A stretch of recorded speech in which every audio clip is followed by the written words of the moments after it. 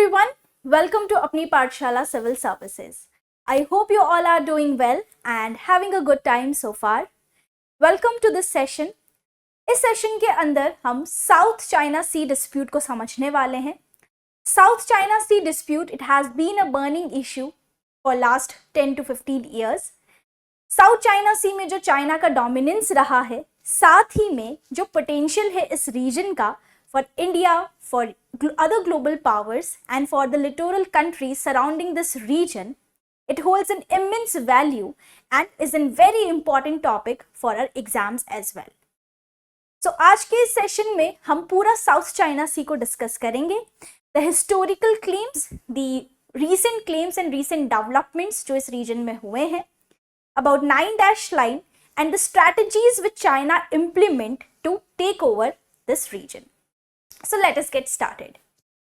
सबसे पहले अगर हम ध्यान दें तो यहाँ पर ये हाल ही में न्यूज में रहा क्यों है?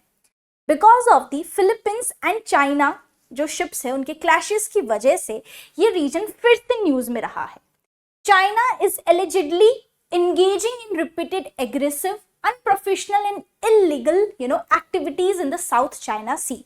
ये फिलीपींस की गवर्नमेंट ने उन पे इल्जाम लगाया है कि वो again the China is engaged in illegal and basically aggressive activities.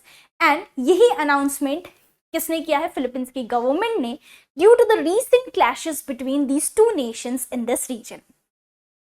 Now comes an important part कि चाइना और इस रीजन से रिलेटेड जितनी भी टेंशन इन सालों में हमने देखी है, which has been increasing right over the period of time, ऐसा क्यों है? क्योंकि चाइना अपनी पॉलिसीज, अपनी टैक्टिक्स को लेके काफी एग्रेसिव होता जा रहा है. Let it be that is military aggression और we can say the policy aggression that it has, जो उसका क्लेम है, राइट. तो अगर हम देखें तो this region is growing with Chinese aggression. And not only this, जो चाइना का यूनिलेटरल मैरीटाइम क्लेम है इस रीजन पे कि पूरे रीजन पे करीबन 90% of this region is claimed by China. So to further these claims, यहाँ पर not only China is following any law, ऐसा नहीं है कि चाइना ये सारे claims या चाइना जो 90% साउथ चाइना सी का रीजन क्लेम करता है वो किसी इंटरनेशनल लॉ के अंडर है या चाइना कोई रूल फॉलो कर रहा है, ऐसा बिल्कुल भी नहीं है. It's just some absurd claims और the claims which has some historical connect, उन्हीं को ध्यान में रखते हुए चाइना इन रीजन पर कंट्रोल जनरेट करता है. So let us understand what it actually is and then we will move forward. सबसे पहले अगर हम इस रीजन की बात करें तो इस डिस्प्यूटेड रीजन में, डिस्प्यूटेड जितनी भी जो एरिया है इसके अंदर जो रीजन्स ऑफ कंटेंशंस हैं वो स्पार्टली आइलैंड्स हैं, पैरासल आइलैंड्स हैं, जो मैरीटाइम बाउंड्रीज है जितने भी वहाँ पर लिटोरल कंट्रीज है, गल्फ ऑफ टोंकिन है. नॉट ओनली दिस, जो आपके नटूना आइलैंड्स हैं इंडोनेशिया के करीब, ये भी इस डिस्प्यूटेड रीजन का हिस्सा हैं. As we can see in the geography of South China Sea, यहाँ पर आप देख सकते हैं कि किस तरह से, यस, सो यहाँ पर अगर हम देखें तो जो रीजन्स हैं दैट इज बेसिकली डिस्प्यूटेड, अगर हम बात करें आपके स्पार्टली आइलैंड्स, आपके पैरासल आइलैंड्स, आपका Gulf of Tonkin that has also been disputed और under the region of contention. आपके यहाँ पर नटूला आइलैंड्स हैं नियर इंडोनेशिया. यहाँ पर आपका if you look at this region, Scarborough Shoal है, that is an archipelago, means a group of different islands. ये सारी regions जो हैं ये इस साउथ चाइना सी का हिस्सा हैं and इन सब पे कहीं ना कहीं China put its claim and यहाँ पर अगर हम बात करें तो वो इन सारे areas, regions पे अपना claim रखता है. सो ये तो सारा अगर हम बात करें तो this is the geography. Geography की अगर हम बात करें तो चाइना के बिल्कुल दक्षिण में है, in the south of China lies the South China Sea. अगर हम बात करें तो it lies at the heart of Indo Pacific region. Indo Pacific region के बिल्कुल हार्ट में अगर हम देखें तो ये आपका क्षेत्र पड़ता है और पूरे वर्ल्ड की स्टेबिलिटी के लिए, पीस के लिए और कॉपरेशन के लिए ये रीजन सबसे ज्यादा इंपॉर्टेंट है. It has its own significance as we can see here because it includes बहुत इंपॉर्टेंट एरिया है जो यहाँ पर कवर करता है आपका South China Sea. Okay, so this is what we are talking about. ये पूरा जो रीजन है under 9 dash line which is claimed by China, इसके अंडर जो रीजन ऑफ कंटेंशन है जिनमें नाटूना आइलैंड्स है, आपकी Spratly, Paracel Islands, not only this the Scarborough shoals, all these are the part of this South China Sea. So let's understand कि इतना important क्यों है साउथ चाइना सी हमारे लिए, ग्लोबल वर्ल्ड के लिए। Why it is so important? It has an economic significance. अगर हम बात करें तो सबसे पहले तो ये बहुत ही इंपॉर्टेंट मैरीटाइम ट्रेड रूट है। नॉट ओनली दिस, अगर हम बात करते हैं यहाँ पर इस रीजन के बारे में, जैसा कि मैंने बताया कि it lies at the heart of Indo Pacific reason. ये एक ऐसा रीजन है जो इधर इंडियन ओशन और इस तरफ से जो पैसिफिक ओशन है उसे कनेक्ट कर रहा है। दूसरी चीज, आपके सिंगापुर और यहाँ पर अगर हम बात करते हैं इंडोनेशिया के बीच में एक सैंडविच्ड रीजन है जिसको हम कहते हैं मालाका स्ट्रेट, मालाका जल संधि, जो कि इस साउथ चाइना सी को इंडियन ओशन से कनेक्ट भी करती है।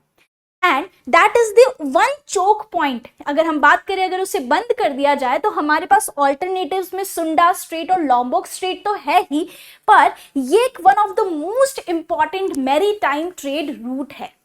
क्योंकि अगर आप देखेंगे तो इस पूरे रीजन के अंदर 60% जो ग्लोबल मैरीटाइम ट्रेड है, it is passing through South China Sea. आपके दुनिया का 40% जो पेट्रोलियम ट्रेड है that is also passing through South China Sea. पूरे विश्व की 1/3 ग्लोबल जो शिपिंग हो रही है that is going through South China C. And overall according to UN अगर हम देखें तो 22% ऑफ द ग्लोबल ट्रेड जो गुड्स कैरी करके जा रहे हैं it is passing through South China Sea. So it's very important, it has a crucial significance. सबसे पहले तो significance ये है कि it's a very important maritime trade route. Second, if we look at, then we can find कि यहाँ पर अगर हम बात करें तो साउथ चाइना सी से $5.3 ट्रिलियन, मतलब 5.3 ट्रिलियन US डॉलर्स जितना ट्रेड हो रहा है every year. Why it is so important? First of all maritime trade तो है ही, ट्रेड रूट तो है ही। दूसरा, it contains very important natural resources, प्राकृतिक संसाधन है यहाँ पे, और उनमें आते हैं 11 barrels of oil is found in South China Sea. इन नेचुरल गैसेस के लिए ही इतनी बड़ी लड़ाई हो रही है इस रीजन के अंदर, नेचुरल रिसोर्सेज के लिए। पता करें तो 11 बिलियन यहाँ पर बैरल्स ऑयल मिलता है, 190 ट्रिलियन यहाँ पर क्यूबिक फीट है नेचुरल गैस की जो साउथ चाइना सी में मिल रही है। And not only this, because it is a very important shipping route, right? तो 90% जो मिडल ईस्ट से ऑयल आ रहा है through to Asia, that is coming through this region as well. So economically अगर हम सिग्निफिकेंस देखें, so it has wide significance as you can C.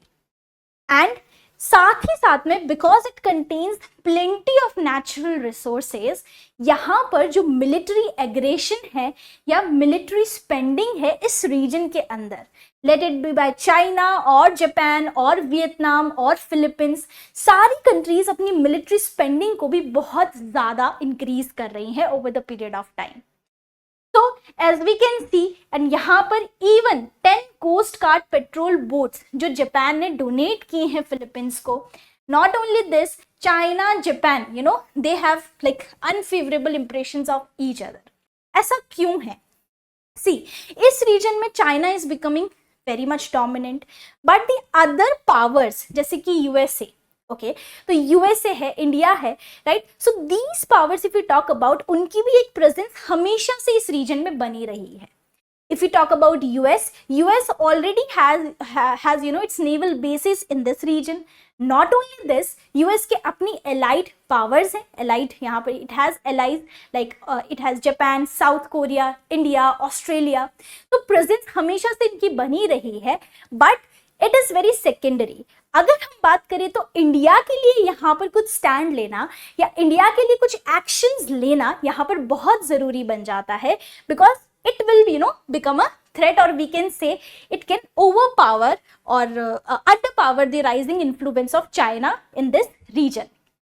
So this is what we can see here कि यहाँ पर जो influence है वो India का बोल सकते हैं चाइना का क्यों ज़्यादा है, क्यों सारी कंट्रीज यहाँ पर इस रीजन को पाने के लिए क्या कर रही हैं, क्लेम कर रही हैं.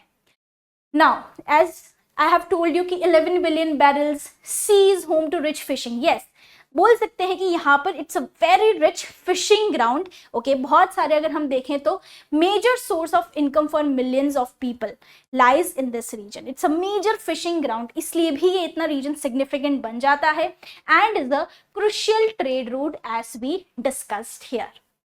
So what is South China Sea dispute exactly? तो South China Sea dispute क्या है? ये एक साउथ चाइना मतलब दक्षिणी चीन सागर वो सागर है जो चीन के बिल्कुल दक्षिण में है. It is bordered by countries like Brunei, China, Indonesia, Malaysia, Philippines, Taiwan and Vietnam.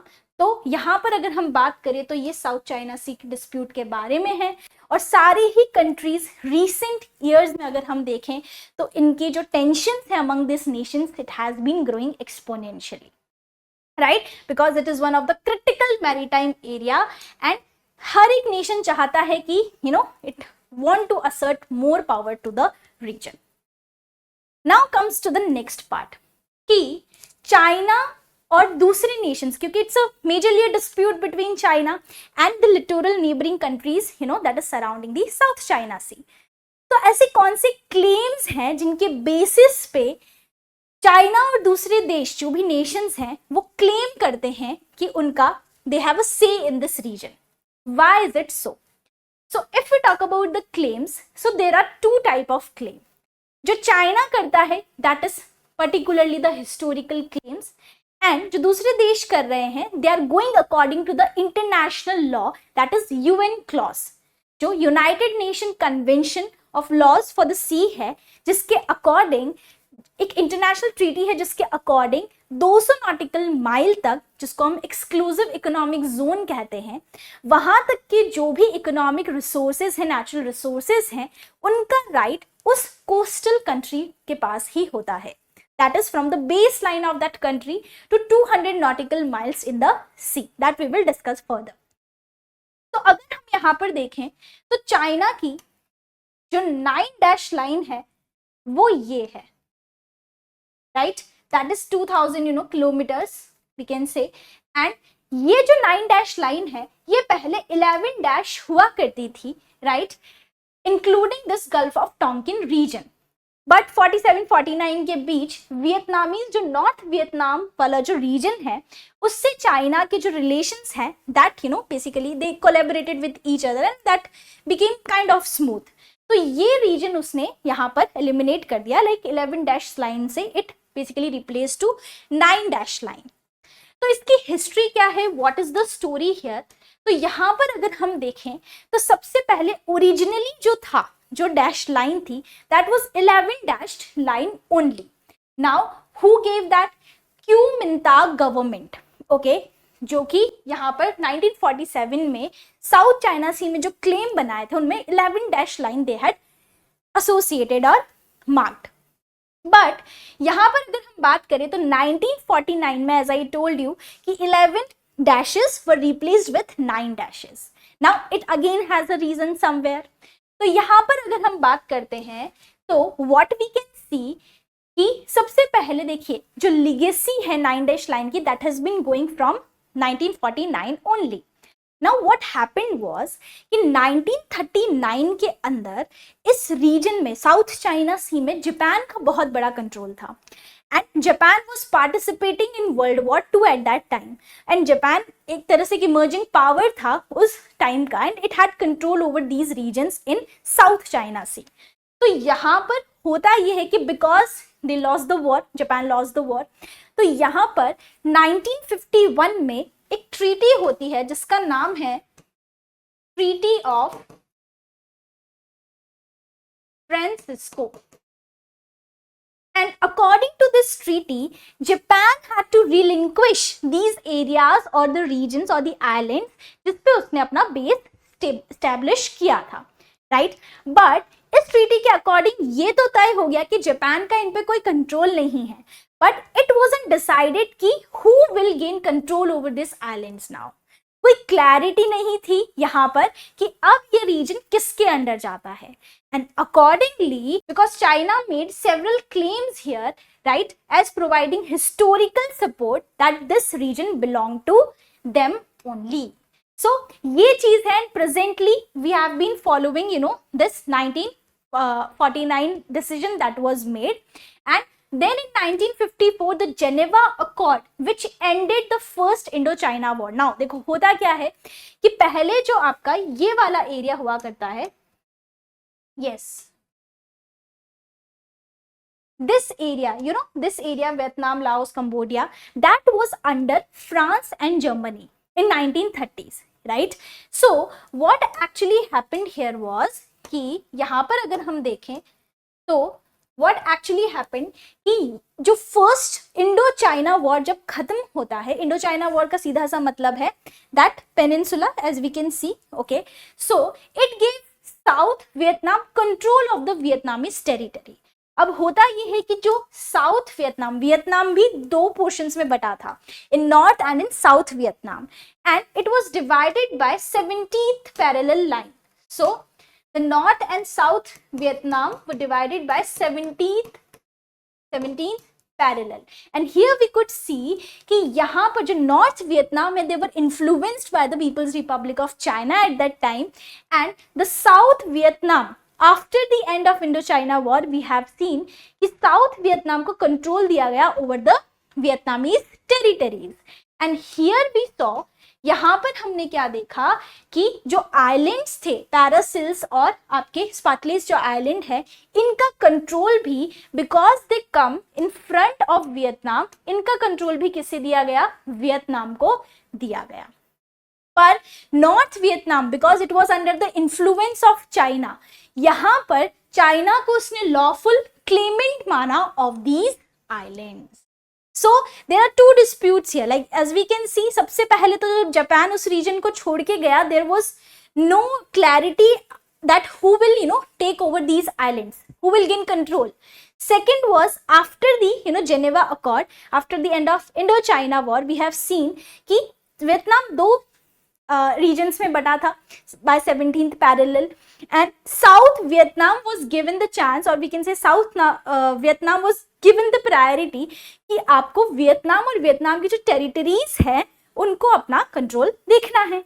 But 2 years later north Vietnam की गवर्नमेंट ने क्या क्लेम किया कि जो चाइना है वो इसका लॉफुल क्लेमेंट है, जो भी हमारे स्पाटले और पैरासिल आइलैंड्स या जो भी रीजन साउथ चाइना सी में आ रहा है.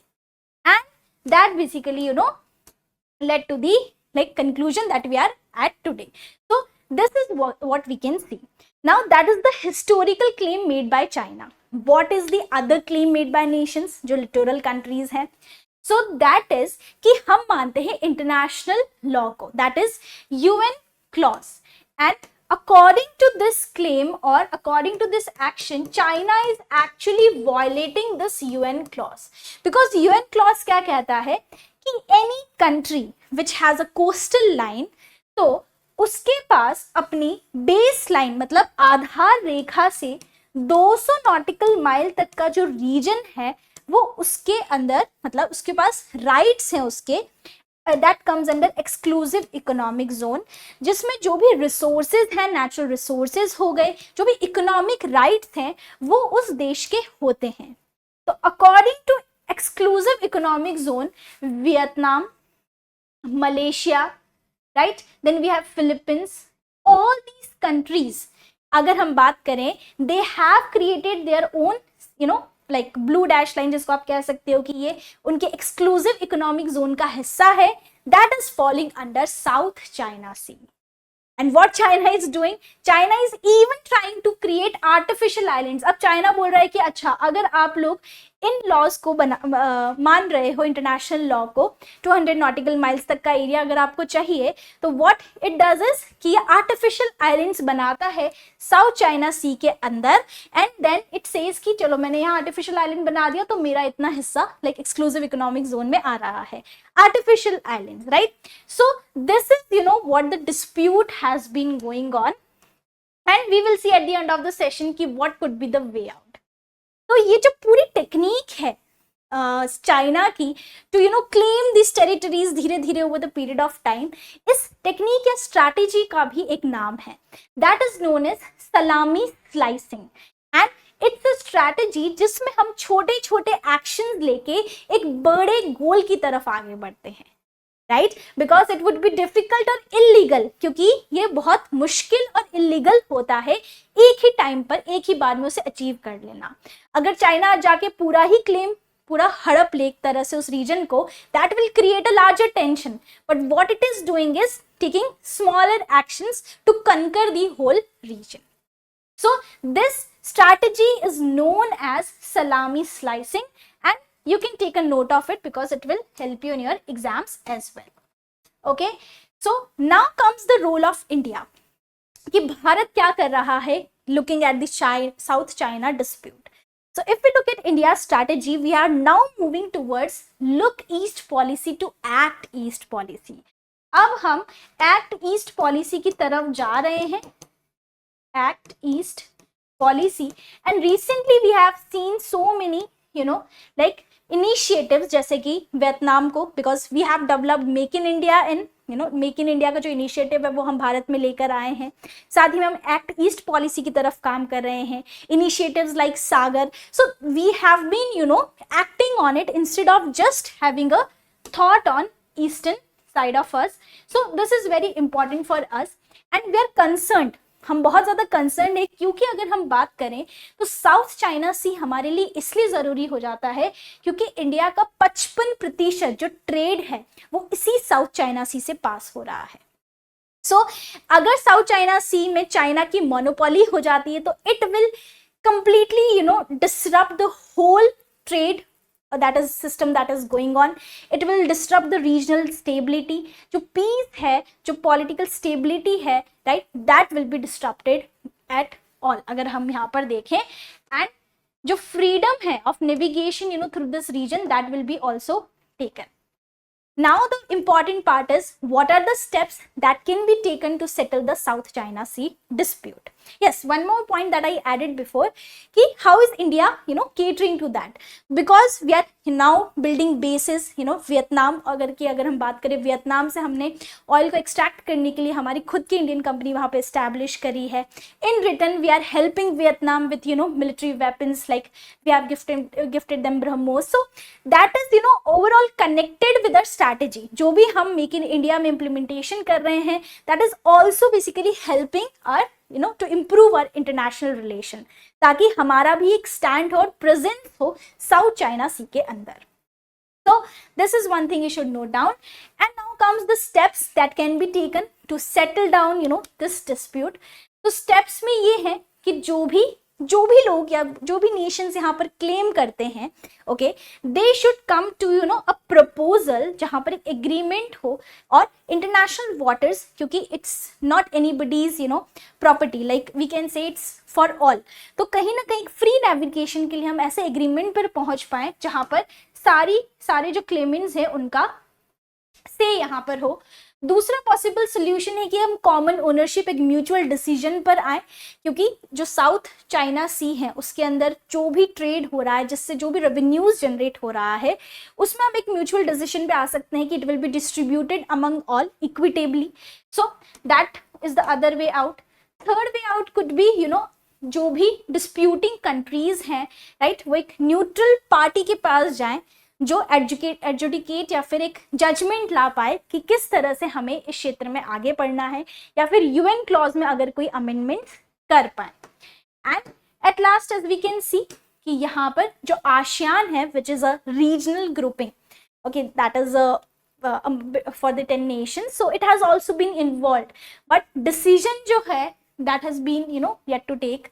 And the important part is कि इस पे जल्द से जल्द हमें कुछ ना कुछ डिसीजन या कंक्लूजन पे पहुंचना होगा, because overall if we can see the peace, the stability, we can say the regional stability, all right, it can affect all of it at once, अगर यहाँ पर कोई भी हाई टेंशन या डिस्प्यूट यहाँ पर बहुत ज़्यादा अगर ऑगमेंट होता है तो.